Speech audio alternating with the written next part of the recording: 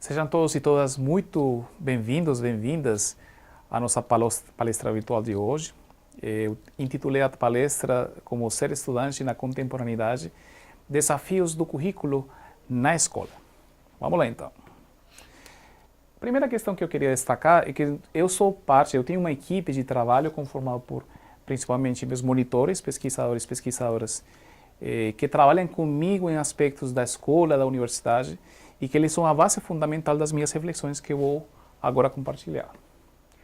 Eu propus para a nossa fala de hoje uma agenda em duas partes. Primeiro, eu vou fazer uma história da infância e da juventude para explicar quais são as características subjetivas dos alunos, das alunas que vocês já têm na escola e que certamente são bem particulares em comparação com as nossas gerações, os professores.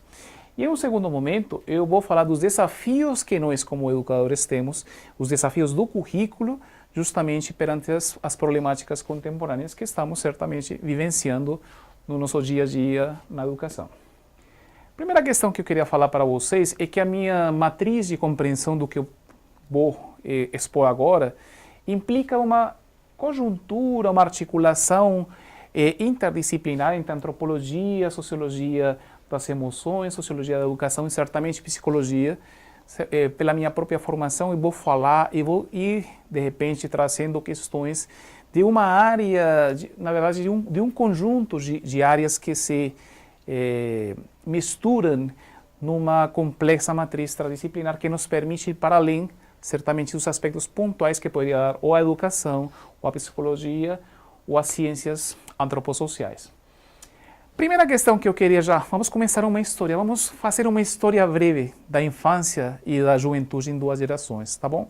Eu queria colocar inicialmente, nós estamos fazendo pesquisa com crianças e com jovens, e uma fala de uma acadêmica universitária que nos falou o seguinte: eu sinto que a nossa geração, está falando uma acadêmica, jovem, que a nossa geração é mais sensível. Minha mãe estudou, criou 3 filhos, fez mestrado e foi uma excelente mãe. Nunca vi ela se queixando nem sofrendo. Eu sinto que hoje somos mais frágeis. E aí, essa fala dela me fez pensar, será que certamente os meninos, os rapazes que vocês têm na escola, que eu também tenho na escola na universidade, será que eles são mais frágeis que a nossa geração, que aparentemente foi mais forte?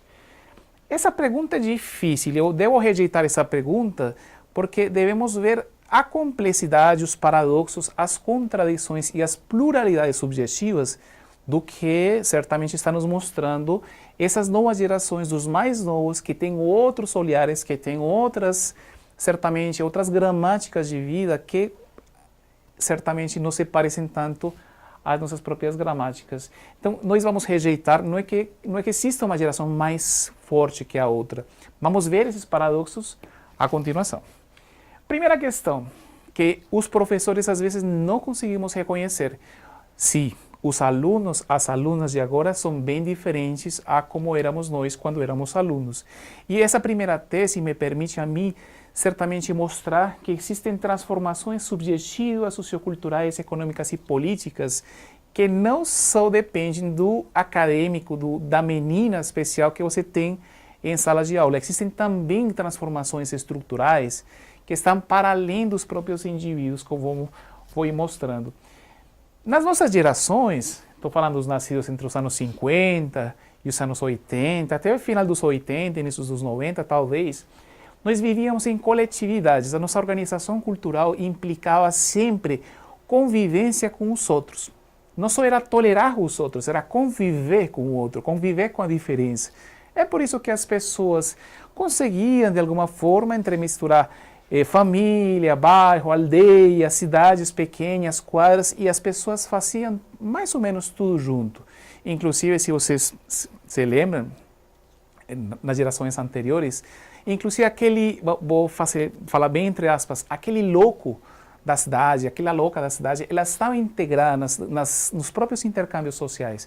Hoje em dia, nas nossas cidades hipermodernas, a pessoa que tem alguma situação de saúde mental, ela é confinada, ela é completamente segregada aos espaços que estão destinados para isso. Não era o caso das gerações anteriores, que tinham uma gramática cultural muito mais inclusiva que a que nós temos hoje em dia. As nossas famílias eram, claro, numerosas, 15 filhos, 20 filhos, e existia um acesso escassíssimo, muito pequeno à educação, principalmente a universidade era uma instituição que não fazia parte das próprias relações, das próprias possibilidades das pessoas dentro do país.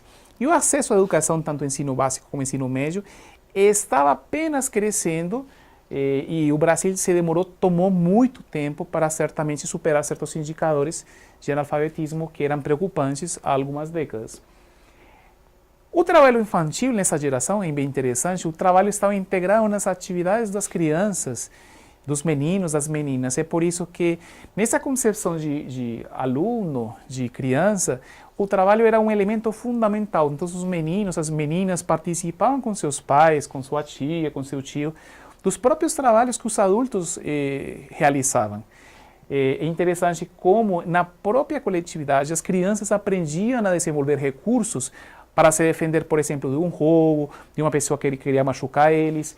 Eles conseguiam enfrentar desafios e perigos com uma certa autonomia, autonomia que certamente nas crianças das cidades mais modernas, das famílias mais modernas, tem outras características, mas certamente não tem as mesmas daquela época anterior. Obviamente era uma educação formal com pouco acesso e as operações simbólico-emocionais, quando eu falo simbólico-emocionais, estou querendo falar as operações subjetivas que caracterizavam essas gerações de crianças e de jovens eram a frustração, porque a frustração fazia parte do exercício da educação. O que significa a frustração? Que professores, por exemplo, eles conseguiam colocar limite, às vezes inclusive de formas muito autoritárias, mas a frustração é um dos elementos fundamentais. As crianças e jovens sabiam que tinham que se esforçar para conseguir as coisas. Existia uma ideia de linearidade. Em certo momento da nossa história, a gente alcançou a pensar que a escola poderia ser aquela ferramenta, aquela instituição que mobilizaria os processos sociais das pessoas, inclusive que criaria ascensão social no país. O Brasil mostrou isso, e vocês sabem que por décadas, nas últimas 2 décadas, por exemplo, o país avançou de uma forma espetacular, como nenhum outro país da América Latina avançou, inclusive permitindo que a escola e a universidade tivesse essa possibilidade de ascensão social que outros países da América Latina certamente não tiveram, porque não tiveram as mesmas políticas educacionais. E existia uma ideia de sequencialidade. Que significava essa sequencialidade? Que essas gerações de crianças e de jovens dessa outra geração anterior, eles só conseguiam fazer uma atividade por cada tempo, que é bem diferente do que eu vou mostrar, como as crianças e jovens agora funcionam com um psiquismo muito mais, eu diria complexo, mas muito mais também interconectado com diferentes campos da vida. Então, os acadêmicos nascidos nos anos 50, entre os anos 50 e 80, eles participavam de instituições da cultura, como a escola, certamente, que proporcionavam alguns processos, como a escola protegia, mas era uma proteção paradoxal. Por quê? Porque ao mesmo tempo que protegia as crianças e jovens, ao mesmo tempo jogava eles para desafios que no seu próprio contexto eram importantes. Eles tinham que se defender na rua, tinham que enfrentar, por exemplo, no Tocantins, se enfrenta o rio, enfrentar o rio implica não só saber nadar, mas também saber e conhecer qual é o limite que eles têm para entrar ou não entrar. Também essas instituições dessa época, elas permitiam que crianças e jovens sentiam uma pertença a esse coletivo, eles se sentiam parte dos processos que aí aconteciam. Não é como agora, por exemplo, que muitas vezes crianças e jovens sentem que eles não pertencem a nada, não se sentem identificados com a família, sentem que a escola também não acolhe eles. São outros processos certamente que estão acontecendo. E uma questão interessante também é que a própria instituição, a cultura, a escola, ela permitia uma regulação emocional e as crianças mantinham um certo limite sobre os processos emocionais. É por isso que nós não vemos nessas gerações tantos casos de depressão como a gente vê agora, porque eram outros processos, eram certamente outras concepções de indivíduo. Em tudo isso, nessa outra geração anterior, a elaboração do mal-estar subjetivo. O que significa mal-estar subjetivo? Quando uma pessoa sente que está sofrendo, quando uma pessoa sente, por exemplo, desprazer na sua própria vida, quando uma pessoa sente que sua vida não vale nada, esse mal-estar subjetivo nessa época, ele era elaborado, ele era transformado, existiam processos para mexer com o próprio mal-estar, que agora, infelizmente, a cultura não proporciona alternativas para enfrentar essas formas complexas da emocionalidade. Só para colocar um exemplo, nós tínhamos culturas tradicionais que tinham rituais, por exemplo, cantos fúnebres quando uma criança morria. E imagina, esses rituais permitiam, como todo ritual, rituais como cantos fúnebres, como os velórios, por exemplo, se vocês percebem, nas pequenas cidades ainda se vê isso, mas só no interior, de que os velórios sejam nas casas das pessoas. Usualmente se fazia os velórios, e isso tinha todo um valor, porque o bairro, a quadra, acompanhava a própria família naquele momento difícil de separação daquela pessoa que certamente estava desaparecendo. As festas dos 15 anos, os desafios, por exemplo, que colocavam os pais para os adolescentes. Olha, você vai assumir uma responsabilidade e nós vamos verificar certamente se você pode ou não pode enfrentar esse novo momento da sua vida que implica passar de ser uma criança adolescente para passar a ser um adulto.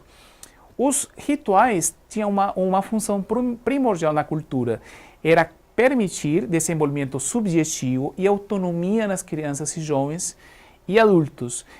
Hoje em dia, como vai ser a minha tese que vou apresentar agora, estamos em uma crise dos rituais. Os rituais desapareceram ou estão desaparecendo. E isso tem seus efeitos subjetivos, certamente, nas crianças que vocês estão tendo na escola. Mas sobre toda uma série eu coloquei aqui uma representação de uma transformação, certamente, que parece uma bomba nuclear, e certamente as transformações feitas são pós-Segunda Guerra Mundial, transformações socioeconômicas, políticas, subjetivas e culturais que abriram campo a novas gerações de crianças e jovens. Porque agora as famílias que vocês, das crianças que vocês têm na escola, elas são famílias que são pequenas, habitualmente são ou nucleares ou monoparentais, estão formadas por uma mãe, por exemplo, sozinha, ou por pai, mãe e dois filhos. E existe, eu sou psicólogo, e nós estamos recebendo crianças, mas também famílias que estão expressando um desgaste da família. A família como instituição, ela está fragmentada, ela não está cumprindo o papel que estava cumprindo antes. Pelas próprias exigências do capitalismo, os países não conseguem enfrentar hoje em dia os desafios atuais das próprias crianças, dos seus próprios filhos. Existe um desgaste importante. Eu não estou falando que a família não seja importante, mas que existe sim uma fragmentação familiar. A gente tem que enfrentar essa problemática. Hoje em dia, até que as crianças e jovens que vocês têm na escola, vocês como professores da licenciatura, vocês podem ver que eles têm uma subjetividade paradoxal, de novo. Por um lado, estão muito aparentemente individualizados. É comum vocês, por exemplo, falar para as crianças, mas vocês sempre estão isolados, vocês não querem falar com os adultos. Mas, por um lado, estão individualizados, mas, por outra parte, estão coletivizados nas redes sociais. E a rede social aparece agora como um campo de socialização que chega a preencher um espaço que as velhas, as antigas instituições da cultura, chame-se família, chame-se bairro, aldeia, coletividade, já não estão cumprindo, porque a noção de bairro, inclusive, já não existe. Se vocês analisam, Palmas não tem bairros.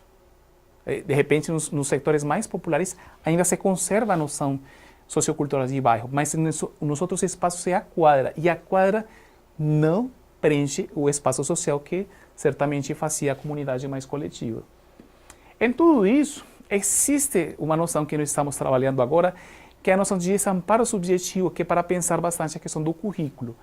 Aqui é uma acadêmica universitária que nos fala, ela fez tentativa de suicídio e ela falou, quando eu fiz isso, ela tomou uma substância para tentar suicídio, quando eu fiz isso, eu comecei a me desesperar, tudo por dentro queimava. Eu pensei em pedir ajuda e o Rafael, colega da universidade, foi o único que me atendeu nesse horário. É engraçado, eu tenho mais de 1000 amigos no Facebook e ninguém respondeu. que está nos mostrando isso? A condição paradoxal que eu falava agora para vocês, que as crianças que vocês têm na escola, os alunos, as alunas, elas estão vivendo certamente essa condição paradoxal de ter muita sociabilidade nas redes sociais, que eu concordo que é muito interessante, muito pertinente, porque pelo menos tem um intercâmbio funcional de informações, de expressões e emoções, porém essa rede não é suficiente, por exemplo, para enfrentar uma situação de vida ou morte. Nem sempre a rede social ela é garante dos processos de proteção das próprias crianças que temos nas escolas. Nesses nascidos agora, os mais da época que estamos recebendo, tanto na escola como na universidade, dos 90 para cá, até os nascidos até 5 ou 6 anos atrás, eles estão vivendo certamente uma ampliação da cobertura nacional que vocês e eu também, a gente não viveu com tanta intensidade. O trabalho passou a ser visto como um obstáculo do desenvolvimento infantil, que é interessante, porque o trabalho, em outrora, o trabalho era um elemento central, um mecanismo que mobilizava os processos das pessoas para elas avançarem. Agora o trabalho é visto como um obstáculo, inclusive em muitos contextos, o trabalho é sancionado. Não estou falando do escravista, estou falando do trabalho, por exemplo, ir com o pai para trabalhar, por exemplo, na roça. Isso já é algo que é punido socialmente.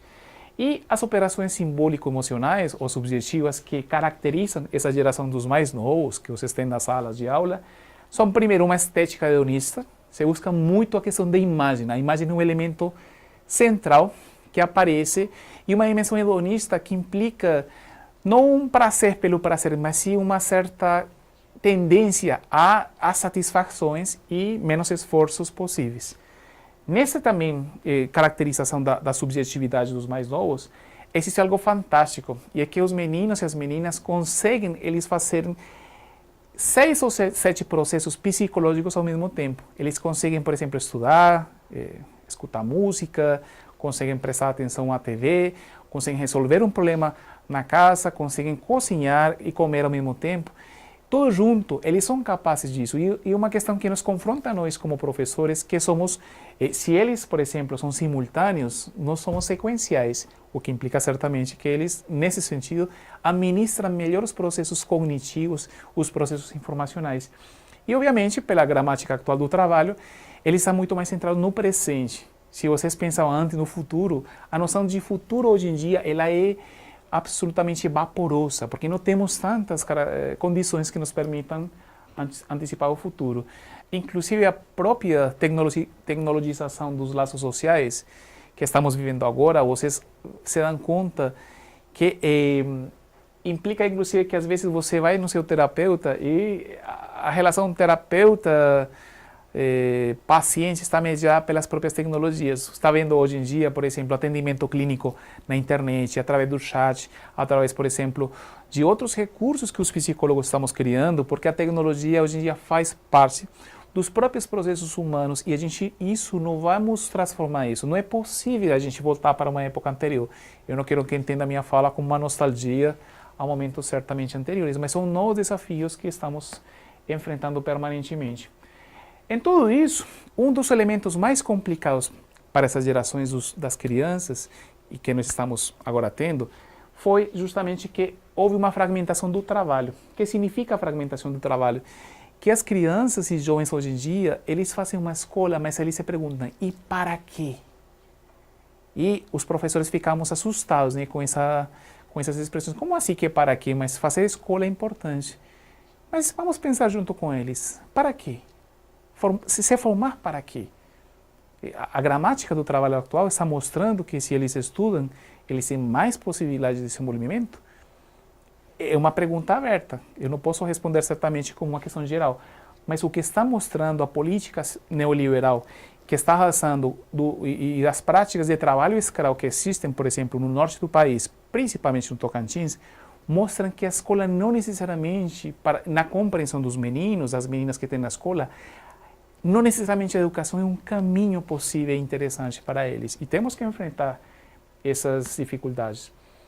E em tudo isso, a leveza dos relacionamentos amorosos também tem um papel importante. E vocês vão ver certamente que meninas e meninos começam a se configurar em outras gramáticas eróticos sexuais e com outras diversidades sexuais, outras orientações sexuais. E nós, professores, temos que ter uma preparação e uma formação para enfrentar, certamente, todas as múltiplas possibilidades de gênero que estamos tendo, por exemplo, de meninos com 4 ou 5 anos trans na própria escola, falando que elas não se reconhecem como crianças, meninos, sino que elas são mulheres. Esses são os desafios que certamente os professores temos que continuar enfrentando. Em tudo isso que estamos falando, existe um culto à imagem no mundo das crianças, um culto à imagem como espetáculo. Vocês têm percebido, por exemplo, que as crianças nas escolas, cada vez elas estão levando com mais frequência os próprios celulares e agora, por exemplo, na França, proibiram celulares na escola.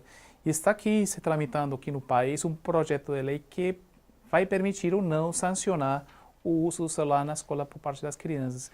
O que estamos certamente vendo é que a questão da imagem é um elemento fundamental. Em crianças, tanto meninas como meninos, os aspectos tanto do corpo, os aspectos, por exemplo, da própria aparência física, começa a ser um dos elementos centrais. E o professor licenciado, não interessa se você dá matemática, você vai ter que certamente enfrentar situações que estão vinculadas ao uso de tecnologias e as suas implicações nos aspectos psíquicos das crianças e dos professores, certamente. Então, essa marcação histórica me permitiu agora colocar perante vocês alguns dos desafios curriculares que nós temos nessa gramática, nessa escola atual que estamos nós vivendo nos nossos contextos. Vamos pensar quais seriam os campos de atuação do currículo nessas situações conflitivas que nós estamos experimentando no dia a dia. Primeiro, nós temos que desenvolver nos meninos, nas meninas, um pensamento crítico, gente. Isso implica que eles não só possam beber o conhecimento tal qual como ele é. Eles têm que se posicionar sobre o conhecimento. Têm que fazer leituras reflexivas. Não interessa se é na matemática, se na linguagem, se na disciplina de português. Eles têm que ter escritura criativa também. E um aspecto que usualmente nós não temos muito em conta, que são os aspectos da ética cidadã. O que significa uma ética cidadã? Significa que essas crianças, mais do que eles serem no futuro matemáticos, advogados, médicos, eles, antes do que isso, eles são cidadãos. Isso implica um trabalho fundamental na escola. Um trabalho, inclusive, que eu queria falar para vocês, que na vida acadêmica, o trabalho por projetos com crianças é fantástico. O que significa trabalho por projetos? Significa que eles se involucrem das próprias demandas e necessidades que a escola e que o contexto deles está certamente expressando.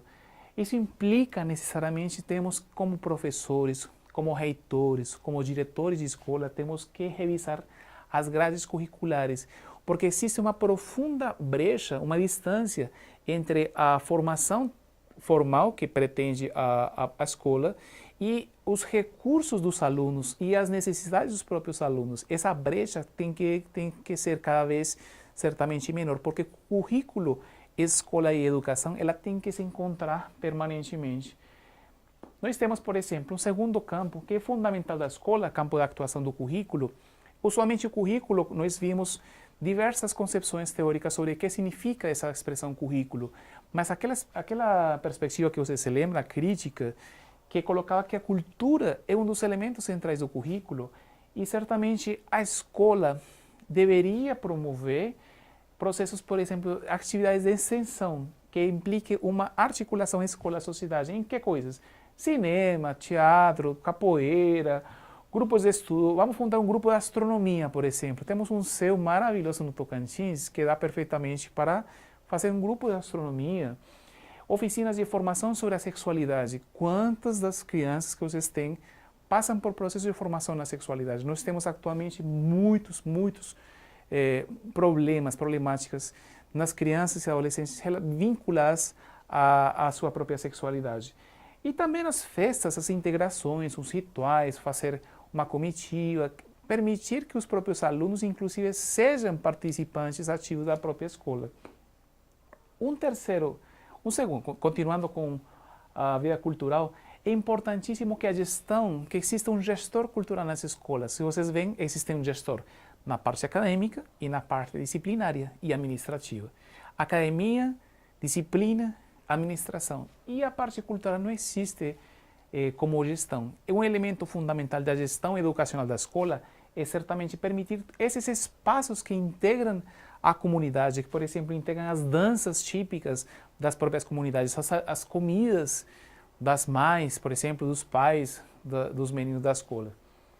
Um terceiro campo que é fundamental é um atendimento sobre o sofrimento psíquico. Acontece que nós estamos cada vez mais vendo crianças e adolescentes com profundas situações de depressão, com profundas situações vinculadas, por exemplo, a um sentimento de não querer existir mais. É completamente necessário que a escola pense seriamente em processos de uma clínica ou de um espaço que permita um atendimento a essas crianças, mas também que permita, certamente, atendimento da própria comunidade. Imagina todos os aspectos que nós podemos trabalhar: relacionamentos amorosos, identidade sexual, processos de luto, processos de depressão e melancolia que caracterizam também a própria adolescência, como também o que já tínhamos falado sobre as tentativas de suicídio que no Tocantins tem tido um aumento estatístico muito significativo nos últimos 5 anos. Um elemento que eu queria colocar aqui, que é bastante controvertido e polêmico, é que a pesquisa possa ser uma estratégia para mobilizar os processos das crianças. Vocês falariam, mas a pesquisa está na universidade, a pesquisa está para a federal. Mas não necessariamente. Eu já tenho participado de projetos que implicou que as crianças criassem projetos de pesquisa desde muito pequenos, 10, 11, 12 anos, que já existe, obviamente, uma estruturação psíquica, cognitiva, que lhes permite fazer um projeto, mas pequenos projetos, fazer incubadoras, por exemplo, de pequenas iniciativas na escola, pequenos assuntos comunitários, construir uma horta, construir, por exemplo, um laboratório de plantas, um laboratório, por exemplo, de pequenos insetos que permita que as crianças e jovens possam, inclusive, apresentar. Eu estou aqui mostrando uma apresentação de meninos e crianças de escola apresentando seus próprios trabalhos em relação, por exemplo, com o manejo do lixo na escola. Esses pequenos projetos são alternativas, são estratégias, escusas para que eles possam se mostrar ativos e sujeitos pensantes nessa própria realidade da própria escola. Então, gente, esse era o que eu queria compartilhar com vocês. A minha pergunta é: vamos trabalhar o currículo de outras formas dentro da escola? E nós estamos avançando um pouco aqui, mostrando alternativas que estão para além do conhecimento científico-técnico da escola. A escola não é só um espaço para aprendizagem dos processos formais do conhecimento, é um espaço para aprender a ser pessoa, a ser cidadão, aprender inclusive a construir uma sexualidade, a aprender a construir um relacionamento com o outro. E na escola, por excelência, é o espaço fundamental no qual nossas crianças poderiam crescer ou não. Depende muito dos professores, depende muito, certamente, da comunidade escolar na sua integralidade. Bom, um forte abraço para todos e nos vemos na próxima.